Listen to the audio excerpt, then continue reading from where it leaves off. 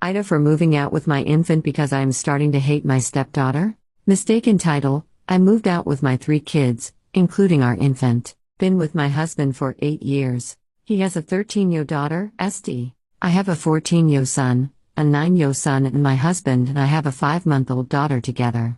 Prior to me giving birth, life was pretty smooth sailing. We did family trips often, had Sunday family night, designated one-on-one time with each of the kids, except my oldest, who has determined he's too cool for us lol, but if he wanted, it was always available. There was a few fights between the kids but nothing major and was usually resolved within minutes. Since I had the baby, everything is downhill.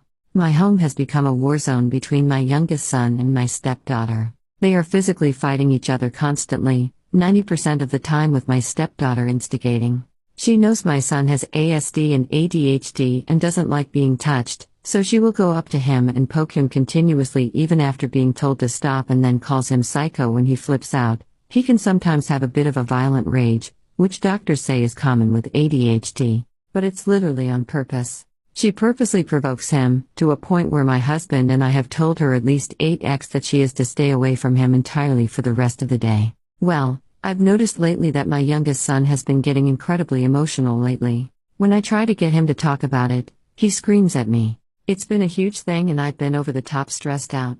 He is in therapy, behavioral, OT and regular therapy. SD is also in therapy. Well, his behavioral therapist opened up to me about 2 weeks back, saying that she was concerned about my son and asked specifically about how much influence my SD is over my son. She said a lot of stuff had been said in therapy.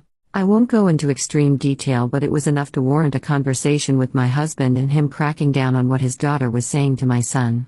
He eventually ended up grounding her for that and something else, and it just made it worse. Well, this morning around 6 a.m., school vacation, my son just starts flipping out over nothing. I tried talking to him and he told me, "Shut up, you never even loved me anyways." I asked him what he was talking about and he just screamed at me to shut up again. My SD, who was at the table eating cereal, says, "Get used to it.